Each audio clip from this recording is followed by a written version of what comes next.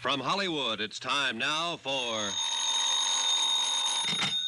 Johnny Dollar. Andrew Cord, Johnny. How's it going, Andy? All the police have been talking to that arsonist, George Foley, all night long. He won't admit a thing. Won't talk about anything. They're wondering now how long they can hold him. He's the man who fired that building, Andy. Well, we've got to have something more for the district attorney, Johnny. We haven't tied Foley to Bennett at all. If we can definitely charge him with firing that building, then we'll have a lever to go after Bennett. I got an idea. What? Meet you in an hour.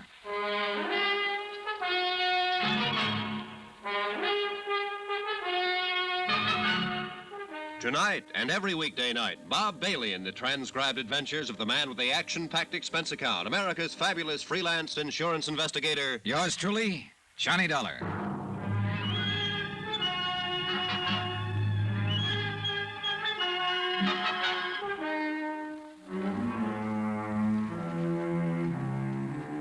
Expense account submitted by Special Investigator Johnny Dollar to the Four-State Fire Insurance Corporation, 4065 Spear Boulevard, Hartford, Connecticut. The following is an accounting of expenditures during my investigation of the Bennett arson matter. Expense account item 6, $1, 2 drinks. Andrew Cord and myself in Cookie's Place, a half a block from San Francisco's Hall of Justice. Andy's a good insurance man, thorough. Well, it's pretty certain they'll have to release Foley unless he admits something, or we can find more evidence against him. How about Bennett? Still no word. Johnny, you can see what we're up against. Yeah. Want one? No thanks, Johnny. It's for a while. Listen, we had this case tied into Tony Midas until he turned up dead. A vengeance motive against Bennett for sending him to prison 5 years ago. Yeah? All right. Now we know it wasn't Midas, and we're sure it's this George Foley. At least according to Bill Underwood, and Bill certainly knows the arson racket. Yeah, no man better. All right, then. Who shot Bennett? Oh, I don't know, Johnny, but that's not our worry at the Think, moment. Andy, think. It might have been Foley. It couldn't have been Midas. But there is someone else. You mean Bennett's niece? Sure, his niece. She had a reason because of what Bennett did to Midas, who was her husband. And she's got a reason to help us. Yeah, but nobody can find her. Nobody knows where she is. They'll find her. And I want to make a deal. You what? Sure. If I find her, I'll ask her what information she can give us about Bennett and Foley. Possibly she has something. She said she did once. Now, look, if she shot her uncle, she'll have to stand for assault and attempt to kill. Can we give her legal help in her case? Johnny, I don't know. I want to know if I can promise her that if I see her. Can I? Well, you can tell her that we'll do what we can, the very best that we can. Okay, good. Want another drink? No, thanks, Johnny. All right, I'll try and get in touch with Elizabeth Bennett. How? The police haven't gotten anywhere. Oh, I've been here 2 days, and I got friends all over this town. Expense account item 7, $1.05, cab fare. From the Hall of Justice to the apartment house of Marty Engel, lawyer, philosopher, and egg poacher. Again? Yeah. You better close that door and lock it, Mr. Engel. It's awful late for this. Are you drunk? Nope. Locked? Now what? You asked me if I ever found Tony Midas to tell you about it. We found him, Mr. Engel. He's dead. Oh, no. Oh, yes. And he didn't do any of the things we thought he might have done. I'm here to find out what you might have done. How did he die? Tuberculosis. He's had it for 2 years. Didn't know. No, I didn't know. I didn't know about it. I don't know how to figure you, Engel. I haven't been able to ever since I met you. Doesn't make any difference what I think of you, but it does make a difference how you answer one question. A lot of difference to you. What is it? Did you help Arnold Bennett frame Tony Midas and send him up to San Quentin? You say Tony is dead. Now, what difference? Did you help Bennett frame him? No, I told you I defended Tony Midas in court. I tried my best to get him off. That's the truth. You're sure of that? I'm an honest man, if not a successful one. I told you the truth. All right, then, if that's the truth, you're not in any trouble and you can unlock that door. But if it's not the truth, you might get yourself killed. Why do you say that? Because somebody took a shot at Arnold Bennett last night. But he was lucky. It didn't kill him, but it came pretty near. You know who that somebody was? Elizabeth? That's a good guess. She hasn't got anything to lose now. She lost her husband. She might be out getting even for him if he was framed. And she thinks you helped frame him. I tell you, I didn't frame him. I defended him. I think Bennett stacked everything against him. I told you that once. I think Midas was an innocent man, but there was nothing I could do. Oh, wait a minute. What? Shh. Who are you expecting? No one. Ask who it is. Go ahead, ask who it is. Who is it? Elizabeth Bennett, Mr. Engel. Tell her just a minute. Just a minute, Elizabeth. Okay, over there. Go on, get down fast. All right,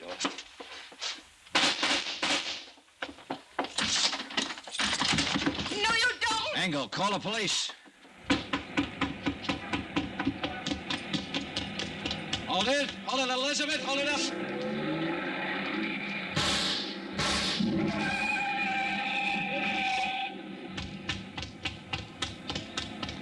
Are you hurt? You? Are you hurt? No, I'm all right. Did I kill him? Did I kill him? Oh, Elizabeth, you didn't kill him. Well, he ought to be You dead. don't know what you're talking about. He didn't have anything to do with framing Tony. He just told me. Then he was lying. He should be dead. He and my uncle. None of this will bring Tony back to you. Come on now, come on, let's get back.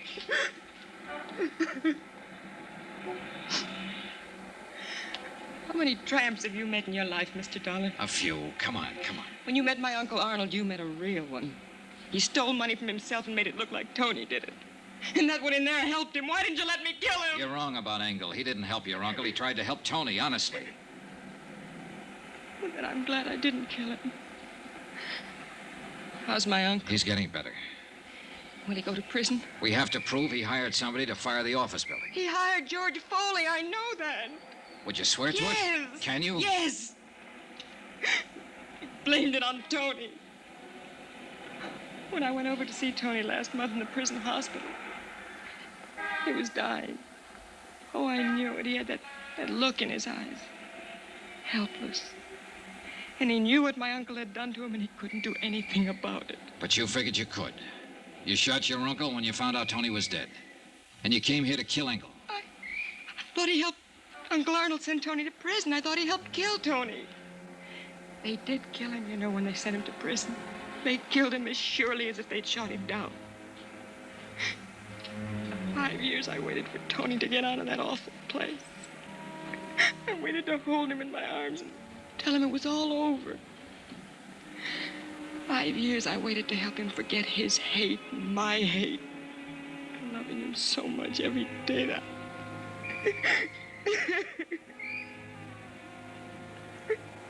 Now he's dead. What can you or I or anybody do about what they've done to Tony? Look at me, Mr. Dollar. I'm not what you'd call beautiful. I'm not even pretty. Nobody ever looked at me twice until Tony. He looked at me and he loved me. And now he's dead.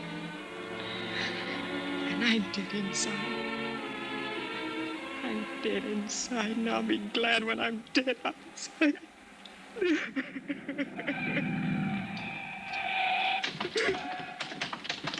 Shooting in this neighborhood? Wait a minute, officer. What's that? No one's hurt. Come on, Elizabeth.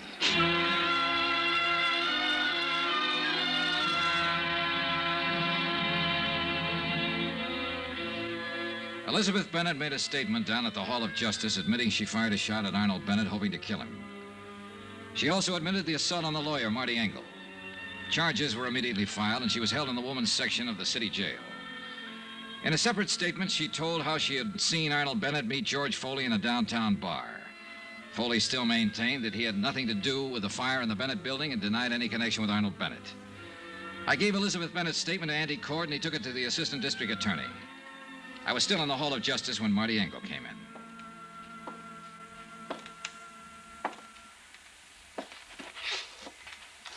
Dollar, Oh, hello, Mr. Engel.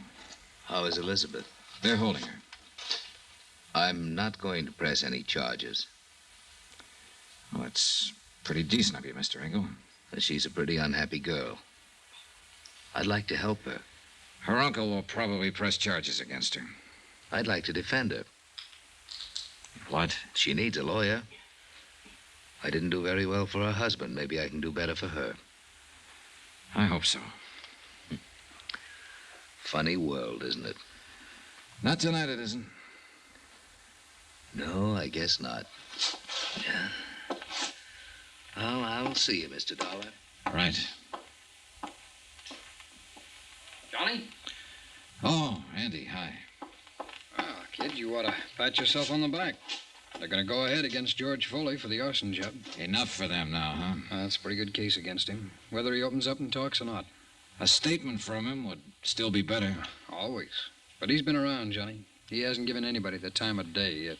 Yeah. Oh, about Elizabeth Bennett. I can arrange counsel for her. She's already got a lawyer, Andy. Okay, then we'll pay his fee. He doesn't want any fee. What's the matter, kid? Boy, maybe all this has been a little too much. Hey, what time is it? 10:15. There's a plane out at midnight. If you don't need me anymore, I think I'll be getting back to Hartford. Sure, Johnny. Sure, I'll look after things here.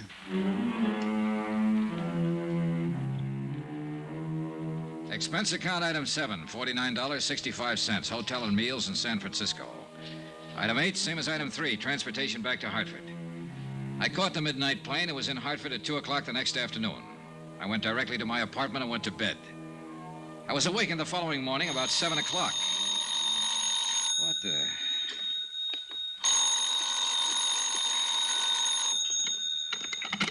Johnny Dollar. San Francisco calling, Mr. Dollar. Okay. Is this Mr. Dollar? Yes, yes. Mr. Andrew Cord is calling. One moment, please. Go ahead, please. Johnny, Hi. can you come back to San Francisco right away? Should I... Well, I just got home. We need you again. Jake Eggleston is going to defend Foley in court. Eggleston. He's already got him out on a writ. What? This case is worth $500,000 to us, Johnny. If anything happens that Foley gets off, we won't have a chance to get Bennett. You sound scared. I am. Somehow, Bennett's holding the best cards again. We got a good case against Foley. Once that's settled, we can get Bennett. I want to make sure. Okay, I'll get the first plane. Thanks, Johnny. Even as I hung up the phone, I was thinking of Marty Engel's words. You'll never get Arnold Bennett. He's too good for you, Dollar. Too good for your insurance company, your fire investigators, everybody. No stronger man ever lived, he said. And somebody had to prove Engel was wrong.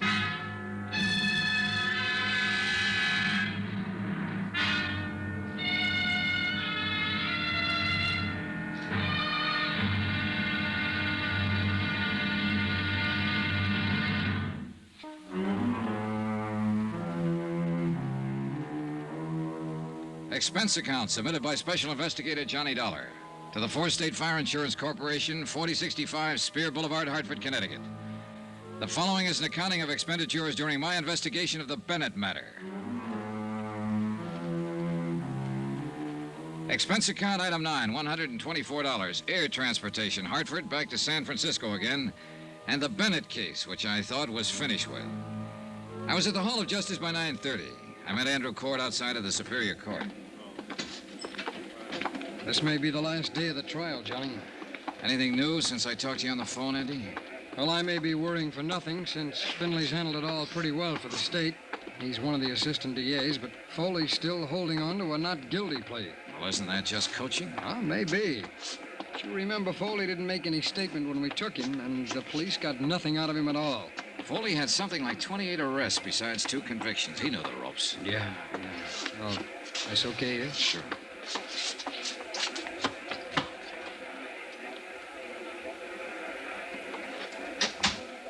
Oh, just in time. Yeah, seems to be the clerk now. Yeah.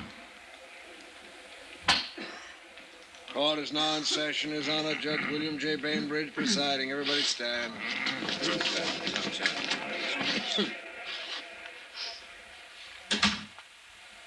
Be seated.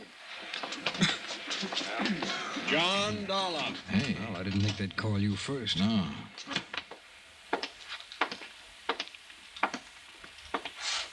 Raise your right hand. You solemnly swear the testimony you're about to give is the truth, the whole truth, and nothing but the truth, so help you God? I do. Be seated. As you know, I'm Charles Finley with the District Attorney's Office. State your name, please. Johnny Dollar. State your occupation, please. I'm an insurance investigator. How long have you been engaged in your profession as an insurance investigator? 10 years or more. Tell us, please, prior to that, what kind of work did you do? I was in the United States Marine Corps for 4 years. Before that, I was Detective Sergeant second grade with the New York Police Department. Do you have any papers or letters in your possession that verify your professional status, Mr. Dollar? Yes, I do. I have letters of reliability from 13 insurance companies and adjustment bureaus I've been associated with, and my record as police officer. Thank you. Will the court clerk please hand these papers to counsel for the defense so he may examine them? Yes, sir. Thank you. Now, tell us what your connection with this case is, Mr. Dollar. I was employed by the Four-State Fire Insurance Corporation of Hartford, Connecticut, to conduct an investigation in regard to one of their policyholders. Arnold Bennett. Yes, Arnold Bennett. Will you please tell the court what the results of that investigation were?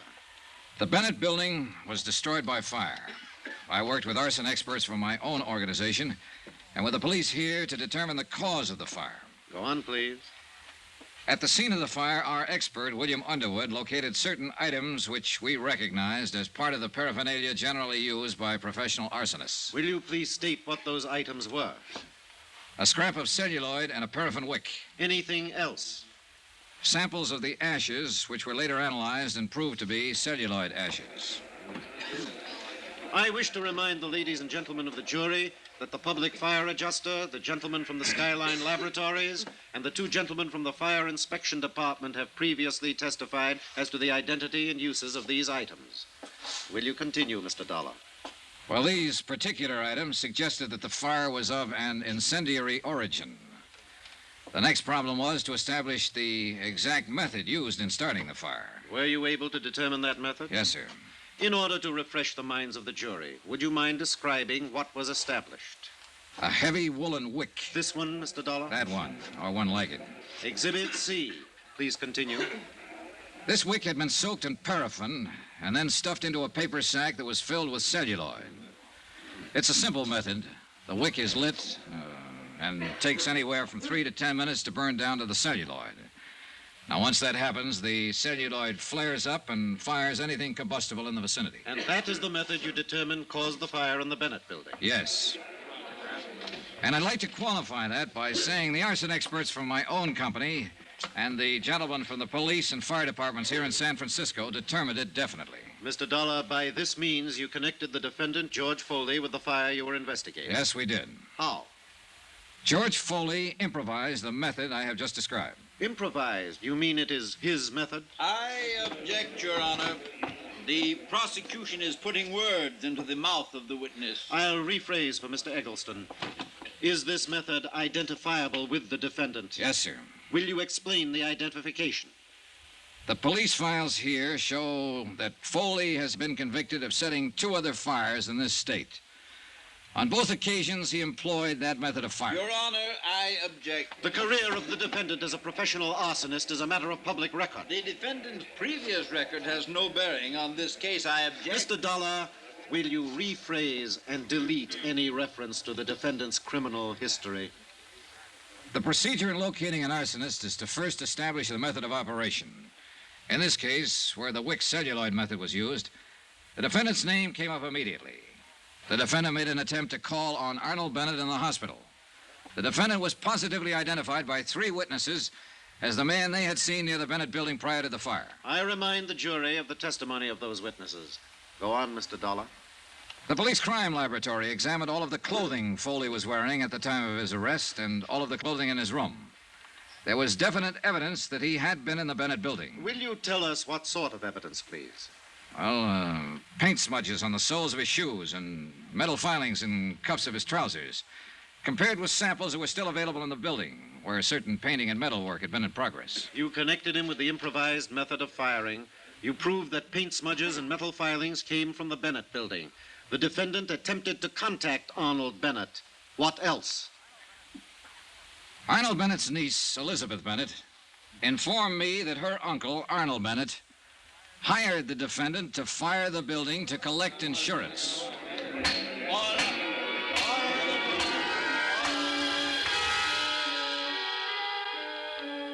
I was on the stand all the rest of the morning. When Finley ended his questioning, he turned me over to defense counsel Eggleston. Eggleston contested every bit of established testimony and recommended that my remarks be stricken from the trial records. The summations came right after that, and then the case went to the jury. Expense account item 10, $3, lunch for Andrew Cord and myself. Foley has to be convicted or we'll be on the defense when Bennett's insurance claim comes to court. And we'll probably get stuck with it. Hey, while the jury's out, why don't I go over to the jail and talk with Foley? Now, what good would that do, John? Well, Foley must know they'll give him the works if he admits something He'll to us. admit nothing. He sits there in court like they were talking about someone else. Oh, Johnny, it's too late. Yeah, but if he did, you could go ahead and file criminal charges against Bennett. Beat him to the punch. Well, I'd like that. Oh, we get Foley and we've beaten Bennett, and I like that. The job of getting to a prisoner who's standing trial isn't an easy one, especially when he's under the surveillance of a smart defense attorney like Eggleston. I talked to Judge Brainbridge in his chambers and told him what I had in mind. I broke down the case against Foley as the insurance company saw it, and the possible case against Arnold Bennett if Foley was found guilty. Judge Brainbridge arranged for me to see Foley. He was sitting on his cot. Eggleston was standing nearby. Hello, Dollar. Hello, Eggleston. Hi, what do you want? Well, I thought we ought to talk about this thing while there's still time. If it's okay with you, Mr. Eggleston. It's okay with me, Dollar. I'll be right here. Still time for what? To get you part of a break, Foley? Oh, that's a real good one, that is. You sit on a witness chair all morning, you tell them what a bad boy I am, then you walk in here and tell them you want to give me a break. I do.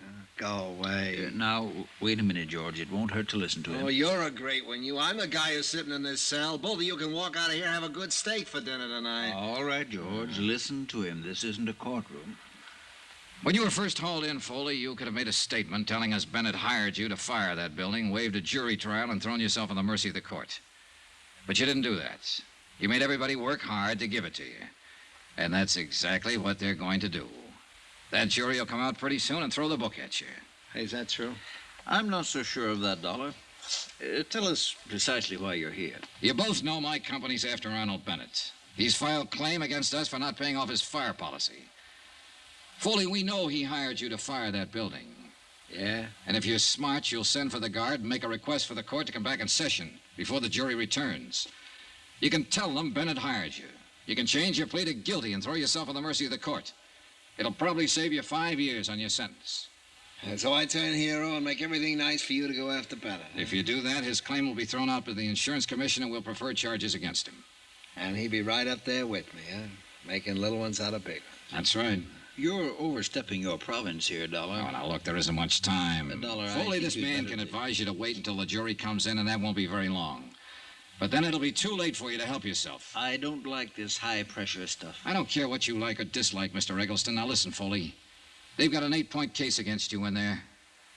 Is he right, Eggleston?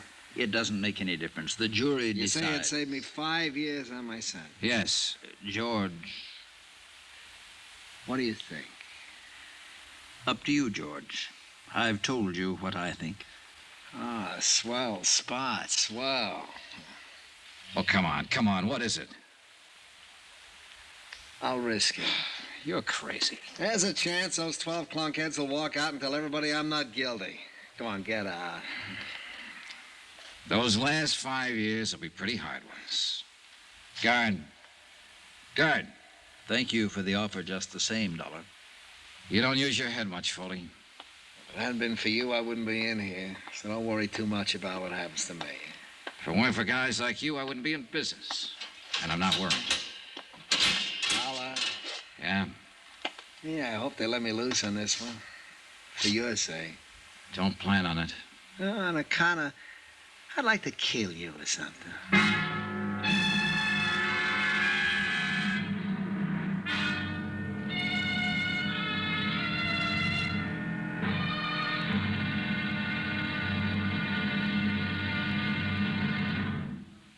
Now, here's our star to tell you about the final intriguing episode of this week's story. Tomorrow, a verdict in and out of a courtroom.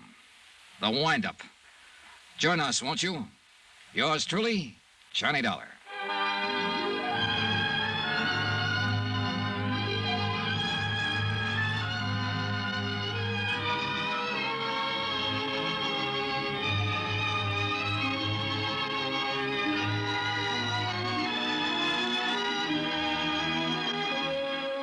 Yours truly, Johnny Dollar, starring Bob Bailey, is transcribed in Hollywood. Written by John Dawson, it is produced and directed by Jack Johnstone. Be sure to join us tomorrow night, same time and station, for the next exciting episode of Yours truly, Johnny Dollar.